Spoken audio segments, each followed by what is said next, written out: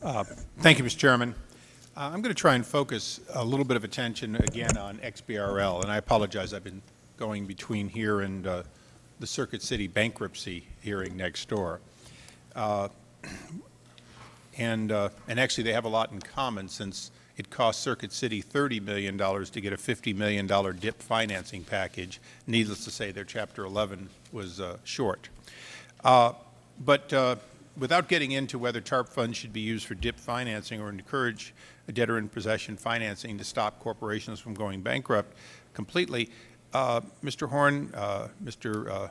Bolgano, let me go toward you again. I think I heard Mr. Jordan kind of get on this, but I want to be absolutely sure. If XBRL were to be implemented going forward, well, let's go the other way. If, in fact, we were to use XBRL to try to drill down into where the TARP money has gone today, would you be able to do that? Yes, sir. With the proper authority from the government, we would be able to provide the tool to be wielded by the government for oversight. So you could provide the tool.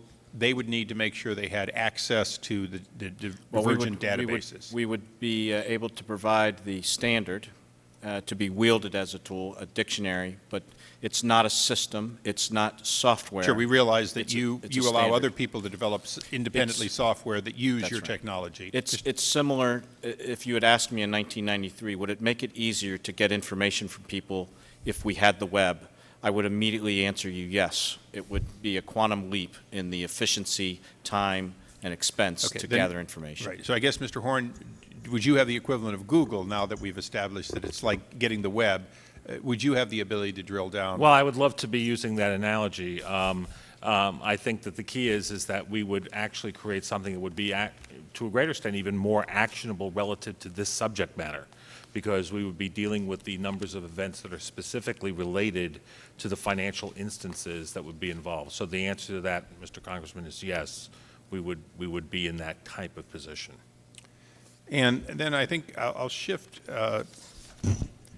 Obviously, if we implemented this technology going forward, it wouldn't just be the two of you we'd be asking, but in fact all our regulators would then have the tools to do this themselves. That is correct. And it would also be on the basis of the fact that we're asking through Congresswoman Maloney and Congressman King, and also in the Senate, to pass a bill that would allow access to the regulated data. So it wouldn't just be the data that's publicly available, but also the data that would be available only to those people who would have access for regulatory purposes. Okay, and then Mr. Belofsky, when we had Mr. Kashkari, or Secretary Kashkari here a few minutes ago, he answered in very, very many ways that, of course, he would love to have the ability to have more transparency, to know the value of these assets in order to value them and so on. But today,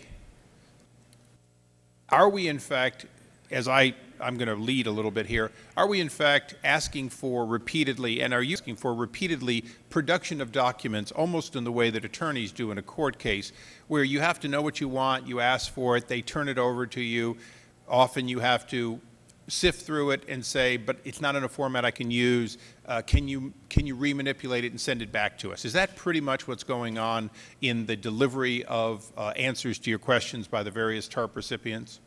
No, Congressman. From what my audit chief tells me, that we've gotten good narrative answers that we think are going to be very useful.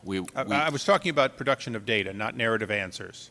Well, in fairness, Bank of America said they were solvent, so solvent that they could turn around and buy Merrill Lynch.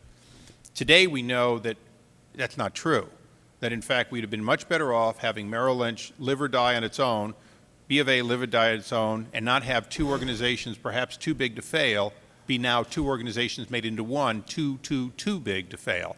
So back to the question. You're receiving answers to your request, narrative answers. Mr. Kashkari, of course, if he asks for it, is receiving them.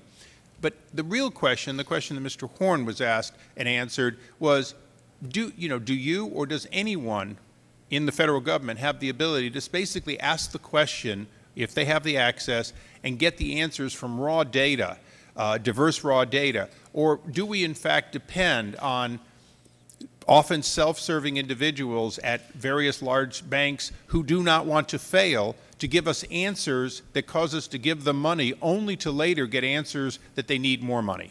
You can ask, the gentleman's time's expired, but please answer the question.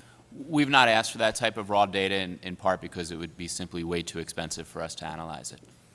So you, if I can conclude, so you don't ask for the information because you couldn't analyze it.